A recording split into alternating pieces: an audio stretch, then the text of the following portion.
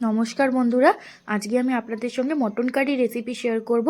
তো চলুন রেসিপিটা শুরু করা যাক। প্রথমে এখানে আমি আলুগুলোকে কেটে পরিষ্কার করে রেখে দিয়েছি। মশলার জন্য পেঁয়াজ, টমেটো, লঙ্কা, আদা, রসুন আর গোটা গরম মশলা, 1 চামচ জিরে, 1 চামচ ধনে, এগুলো সব গোটা মশলাটাকে পেস্ট বানিয়ে নেব।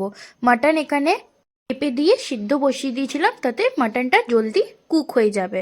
কুচিয়ে রাখা পেঁয়াজগুলোকে ফ্রাই করে নেব। 2টো তেজপাতা দিয়ে খুব ভালো করে ফ্রাই করে নেব। গোল্ডেন ব্রাউন হয়ে গেলে আলুগুলোকে দিয়ে কিছুক্ষণ নাড়াচাড়া করে নেওয়ার পর ওর মধ্যে দিয়ে দেবো চিনি 1 চামচের মতো। তারপর পেস্ট করে রাখা মশলাগুলো দিয়ে খুব ভালো করে কষাবো। তার মধ্যে গুঁড়ো মশলা কিছু অ্যাড করব।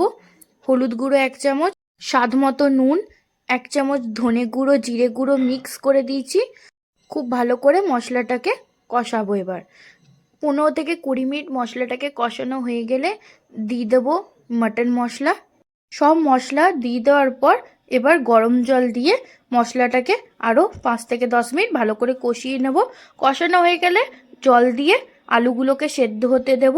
সেদ্ধ হয়ে যাওয়ার পর যে সিদ্ধ করে রাখা মাটনটা ছিল ওটা দিয়ে মশলার সঙ্গে খুব ভালো করে কিছুক্ষণ নাড়াচাড়া করে নেব।